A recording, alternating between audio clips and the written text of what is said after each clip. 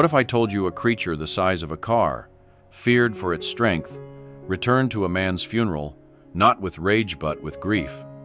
What if that same beast stood silent in the rain, refusing to leave the grave of the only human it ever trusted? This isn't folklore, this happened. And once you hear it, you'll never look at animals the same again. The Gentle Giant by the River. Before we begin, let us know in the comments where in the world are you listening to this story from. We'd love to hear from you. He lived alone at the edge of Louisiana's Atchafalaya Basin, where cypress trees rose like ghosts from the fog and bullfrogs sang under moonlight.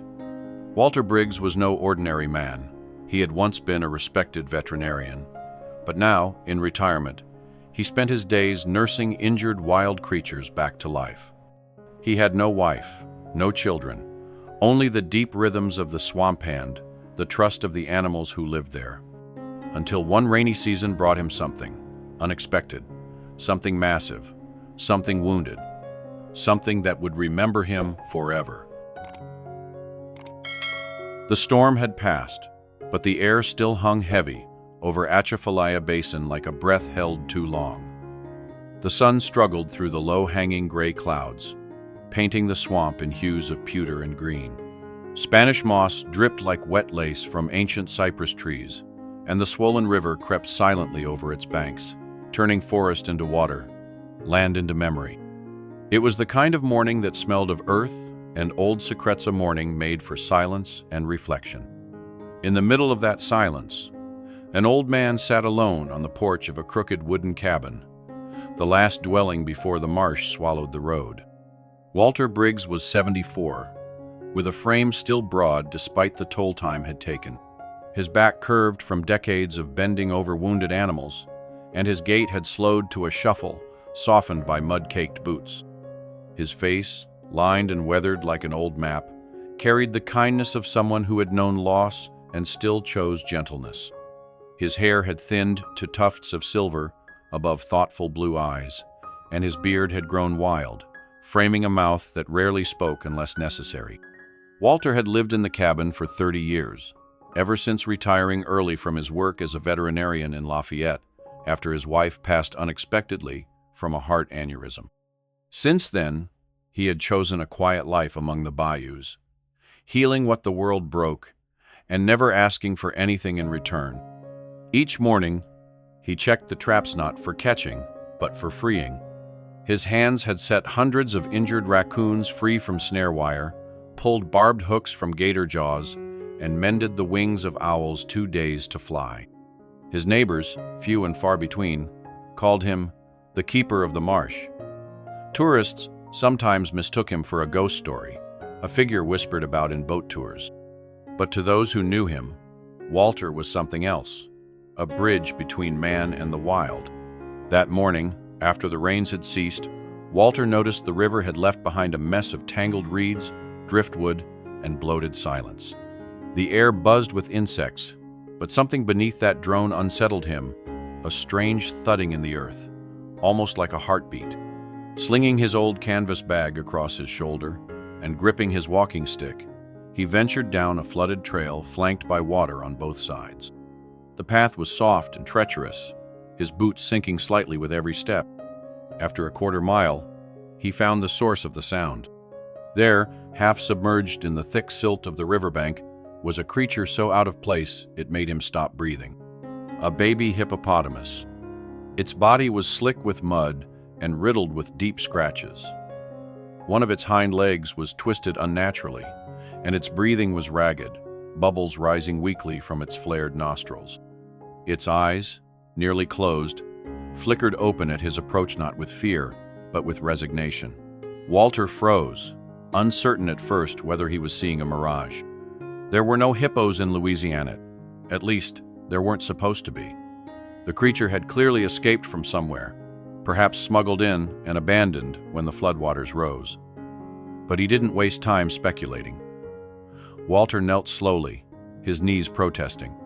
Despite the risk this thing weighed more than 2 grown men, he knew leaving it there would mean certain death. He whispered, "Hey now, big fella. Let's see what we can do." Over the next hour, with the patience of someone who had once coaxed a bear cub off a highway median, Walter worked to free the calf. Using driftwood and ropes salvaged from an old crab trap, he fashioned a crude sling, tied it to a makeshift sled, and began the grueling process of dragging the creature back. Every foot was agony. The mud fought him, the path vanished under rising water, and his own body screamed in protest. But the calf did not resist. It let him pull, inch by inch, like it had already surrendered its fate into the old man's hands. By the time they reached the cabin, Walter was shaking. He collapsed onto the porch, soaked to the bone and trembling, while the hippo calf lay just beyond the steps, chest barely rising. He called her Muddy. Over the following days, Walter cleaned her wounds with diluted iodine, removed infected tissue with trembling fingers, and fed her a slurry of rice, greens, and fruit he blended by hand. He turned the old chicken coop into a pen reinforced with boards and wire mesh, set up a heat lamp, and lay beside her at night in a sleeping bag just outside the pen. Muddy rarely made a sound. She didn't thrash or moan, simply watched him, eyes blinking slowly, as if memorizing the shape of his face. There was something about her stillness that unnerved him. It wasn't the stillness of fear. It was the stillness of a creature who had already known abandonment and chose not to fight it again. But Walter didn't give up. On the 8th night, as the cypress frogs began their chorus and the full moon rose, Muddy shifted. She pressed her broad nose to the wooden bars and gave a soft, low grunt. Walter sat up from his sleeping bag, heart thudding. Slowly, carefully, he reached out. Muddy pushed her nose into his palm. Her skin was leathery, warm, and impossibly tender. For the first time in years, Walter smiled not the half-hearted curve of habit, but a real, full smile that brought tears to his eyes. He whispered, "You're going to be okay now, I promise." Spring rolled over the Atchafalaya Basin like a slow breath, warming the air with a hush of pollen and promise. The cypress knees rose taller through the shallow waters, and the frogs returned in full chorus each night. Life had a rhythm, here slow, steady, eternal, and for once, Walter Briggs felt like his own heart beat in time with it. Since Muddy's arrival, something had shifted. The days felt shorter, the nights more full. In caring for her, he had unknowingly begun to repair a long broken part of himself. Muddy, now 3 months into her recovery, had doubled in size. No longer the fragile calf who trembled in pain, she moved with quiet purpose through the fenced enclosure Walter had reinforced with salvaged lumber and old steel posts. Her wounds had healed into thick scars, especially the one across her rear left leg, which caused her to limp slightly, but it didn't seem to bother her much.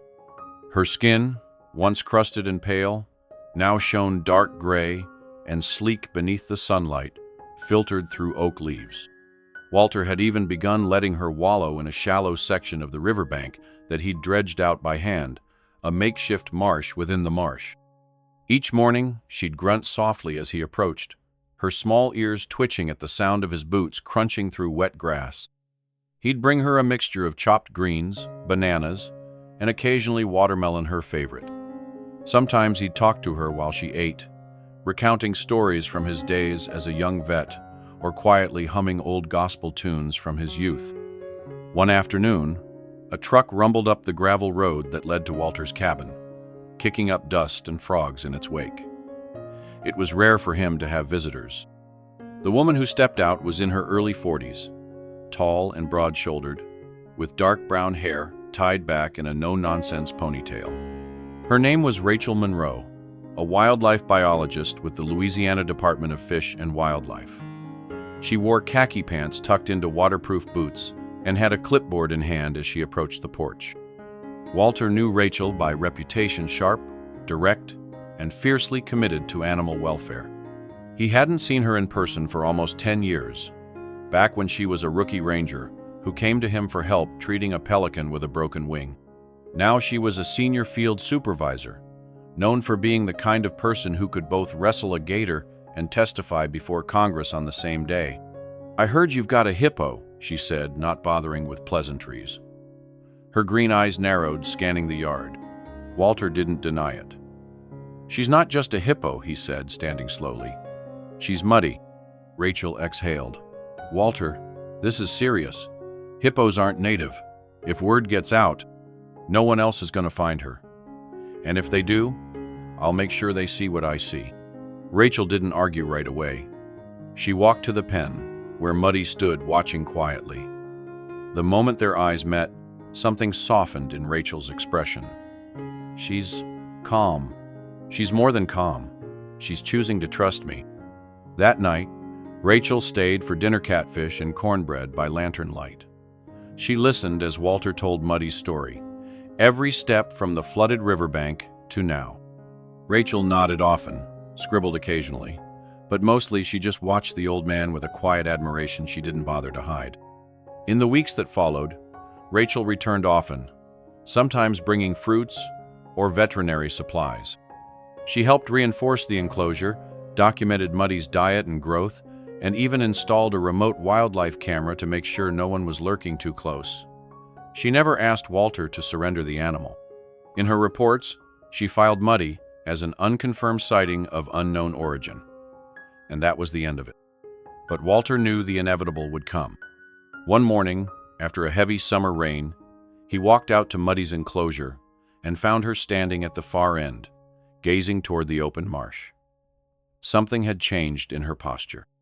Her body was restless, her eyes no longer settled. Walter placed the feed bucket down, but she didn't come. Instead, she grunted low and turned her head slowly toward him, almost apologetically. "I see," he said quietly. That afternoon, he undid the gate. He'd built it with 2 latches sewn, easy to open, one near impossible. He undid both. Muddy didn't rush. She walked to him first, pressing her great head gently against his shoulder. He leaned into her, one hand resting on her scarred side. Then, without sound, she lumbered down the trail, across the muddy path, and toward the open water beyond. He watched until she disappeared into the silver light rising from the swamp. Rachel arrived hours later. She found Walter sitting on the porch, a warm cup of chicory coffee in his hands. "She's gone," he said. Rachel didn't ask for details. She sat beside him, their silence filled by the hum of cicadas and the breath of the marsh. Walter never tried to track Muddy. But for months afterward, sometimes at dawn or near dusk, he swore he saw the faint ripple of something large moving in the water far beyond his cabin.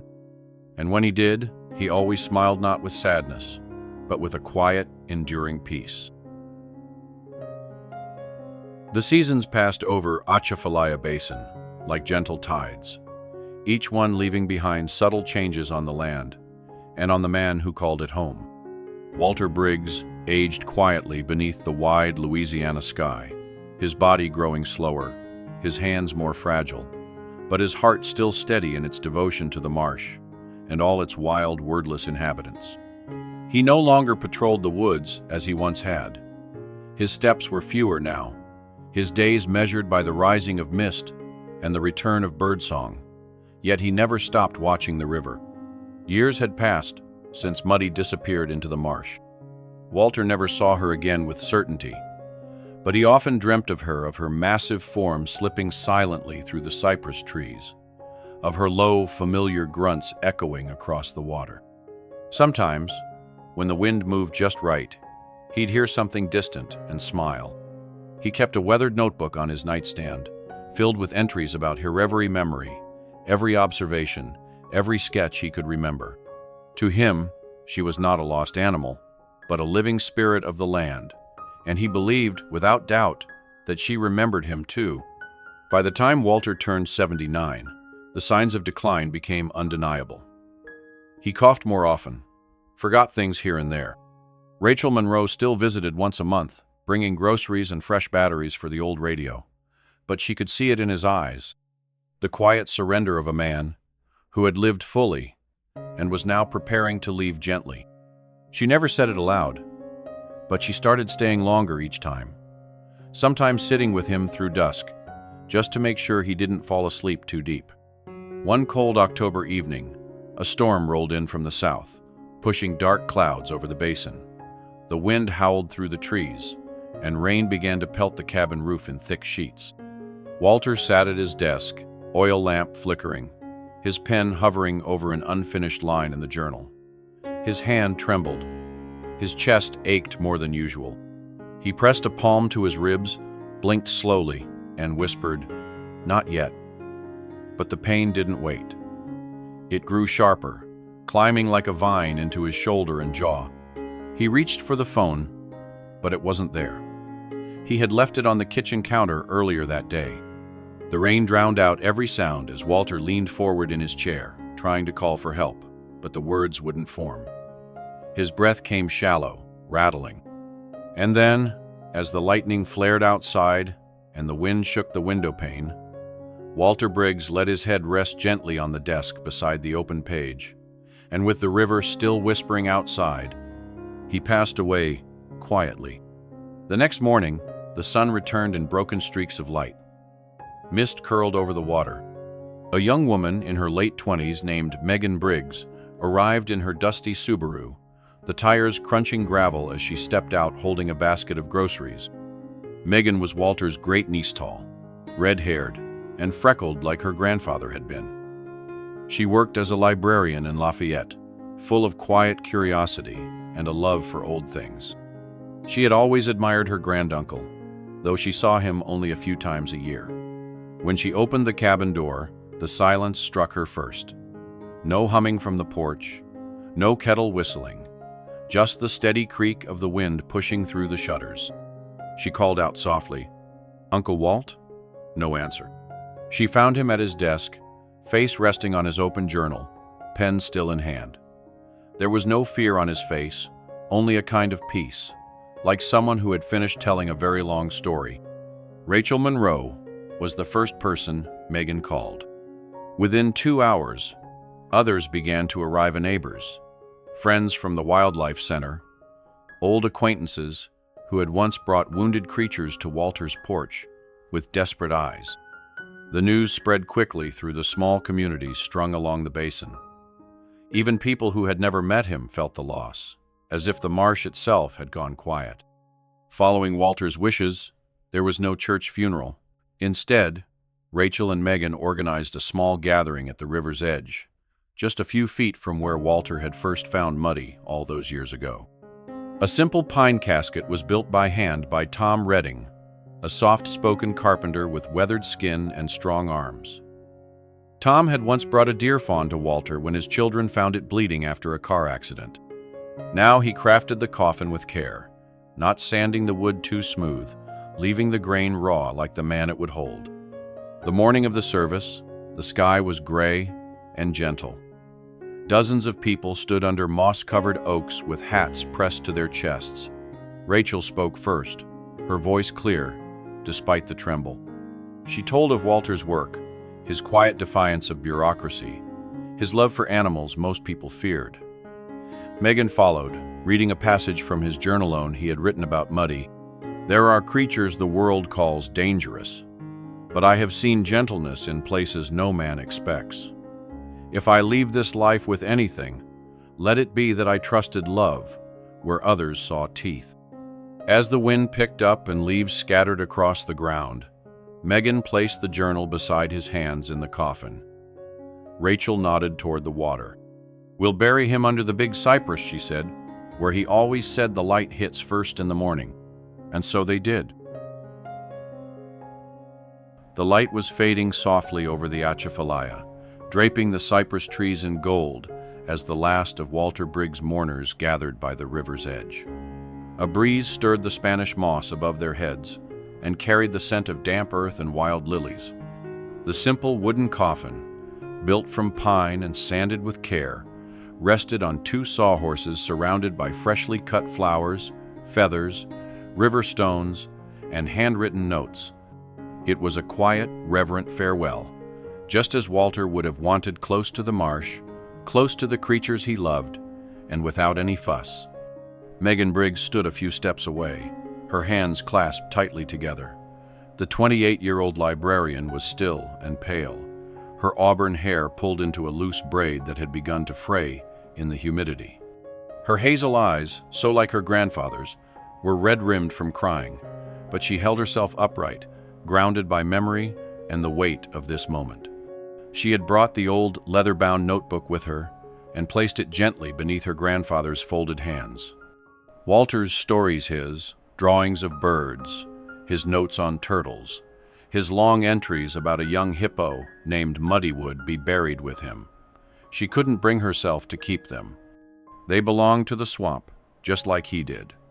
As Rachel Monroe stood up to lead the group in a final prayer, a low, guttural sound rolled through the stillness so deep it seemed to rise from the mud itself.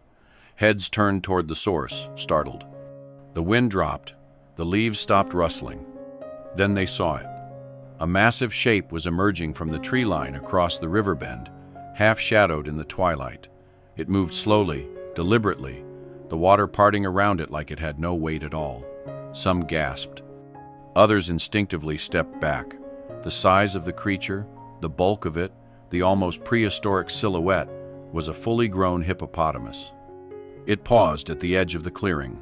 Tom Redding, the carpenter, took a protective step forward toward Megan, his voice low. "We need to back up." But Megan didn't move. Her eyes locked on the enormous animal as it trudged closer, its skin slick with water and streaked with traces of river mud. The massive body bore a slight limp, noticeable only to someone watching closely, and above its left ear, faint but unmistakable, was a curved, scarren old wound that had long since healed. Her voice trembled. "It's her! It's Muddy!" Rachel looked between the hippo and the young woman beside her, realization dawning like sunlight breaking through storm clouds. The animal stepped fully into the clearing now, no longer a shadow, but a living monument to time and memory. She made no noise, no snort, no threat. People stood frozen, the air thick with awe and confusion. Muddy approached the coffin. She moved in near silence, the earth gently trembling beneath her feet. She stopped just feet from the box and lowered her enormous head. Her wide, round eyes scanned the wooden surface, and then she let out a breath not loud, but heavy, like a sigh that had waited years to be released. Then, with the same grace that had once pressed against Walter's shoulder in that makeshift pen, she lowered herself onto her front legs and placed her massive head at the foot of the coffin. She didn't move again. The only sound was the faint rustle of cattails and the soft weeping of the woman who realized this animal had remembered everything. The mourners watched, unable to speak. Even those who had never believed the old stories, who had thought Walter's journals were nothing more than the wanderings of a lonely Mano, saw it with their own eyes. Muddy was real, and she had come back. Tom removed his cap. Rachel closed her eyes. No one dared interrupt. Minutes passed. The light continued to dim. Eventually, Muddy stirred. She lifted her head, blinked slowly, and turned back toward the trail from which she came. But she didn't leave. Not yet. She moved toward the edge of the river and lowered herself partially into the water, resting along the muddy bank. She stayed there, watching, as if standing vigil for her friend. Megan approached her slowly, her boots squelching in the damp earth. She didn't get too close, just near enough for the hippo to see her clearly. "I remember you too," Megan whispered.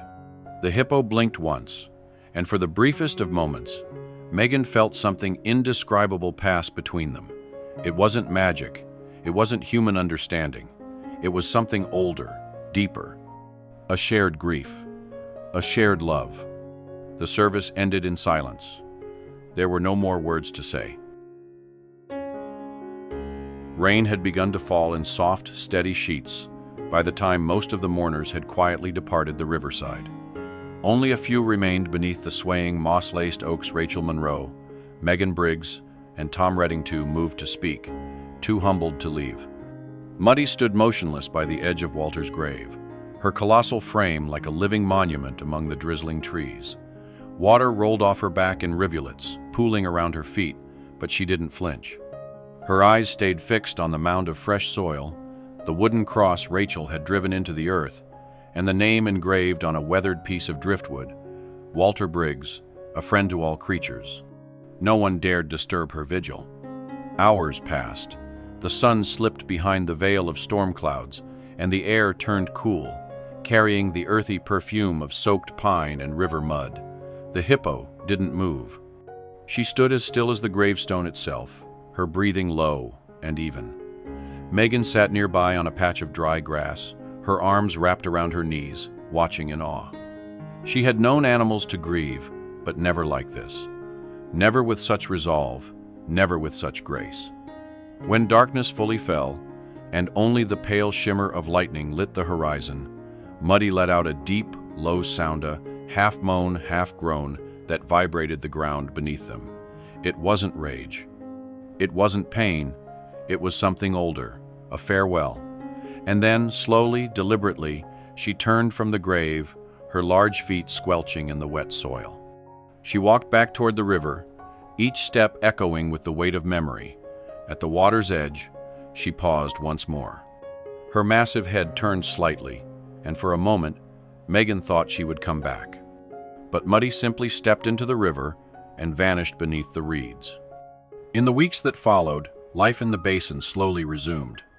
The townsfolk returned to their routines: fishing, boating, tending to the land, but they spoke often and reverently of the funeral that no one had expected to be extraordinary, of the animal that stood silent in the rain, and of the man who had loved the wild enough to be remembered by it. Tom Redding, moved by what he had witnessed, returned one afternoon with a slab of cypress wood and carved it into a bench that faced the water. Along its back he engraved, "Some bonds run deeper than blood." Rachel helped plant wild irises around the bench, and Megan placed a laminated photo of Walter and the young Muddyone she'd found folded between pages in his journal in a small, weatherproof frame. They called the spot Gratitude Landing, though locals soon referred to it more fondly as the Gentle Giant's Bend. Visitors began to come, not tourists but neighbors, school children with their teachers, hunters who had known Walter in passing. Even a park ranger named Joseph McKinnon, tall and reclusive, with a gravel voice and a past in law enforcement, made a point to stop by once a month. Joseph had only met Walter once, years ago, when Walter helped save a bobcat cub that had wandered into Joseph's tool shed. Since then, he'd admired the man from afar, reluctant to disturb his solitude. But now, he came to sit in silence by the river, tipping his hat to the bench and the empty space near it, as if waiting for the creature to return. And sometimes, she did. Muddy would reappear quietly, often at dawn or in the fading light of dusk. She never approached the bench or the grave directly. She lingered just far enough to be half hidden by reeds, her enormous eyes watching, remembering.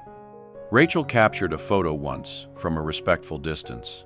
Muddy standing half submerged in the golden light, her silhouette reflected perfectly in the still water. She shared the image online through the Department of Wildlife's educational blog. The post went viral overnight. But when media crews attempted to visit, they found nothing: no hippo, no spectacle, only a wooden bench, a silent river, and locals who refused to turn the swamp into a zoo. "She comes when it's quiet," Megan told a reporter gently. "Not for your camera, not for your ratings. She comes for him." That winter, on Walter's birthday, Megan brought a single lantern and sat by the bench under a full moon. She didn't expect anything. But halfway through her quiet reading of his journal, she heard the reeds shift. Muddy emerged once more, larger, older, but unmistakably her. She didn't approach, but she stayed, for hours. And when Megan finally rose to leave, she whispered toward the water, "He would have been proud of you." The hippo blinked slowly in the moonlight, then turned and disappeared into the marsh once more. Sometimes, the purest form of love doesn't come from words or shared language. It comes from presence, from unwavering loyalty, and from the memory of kindness. Walter Briggs didn't ask for gratitude. He simply gave.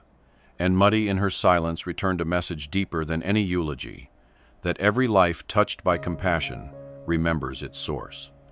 In a world that moves too fast, Let this story remind us to slow down and cherish the quiet connections between human and nature, between giver and receiver, between a man and a creature who never forgot him. If this story moved you, share it with someone who still believes in the unseen bonds that tie us together. And tell us in the comments, have you ever witnessed loyalty like Muddy's? We'd love to hear your story.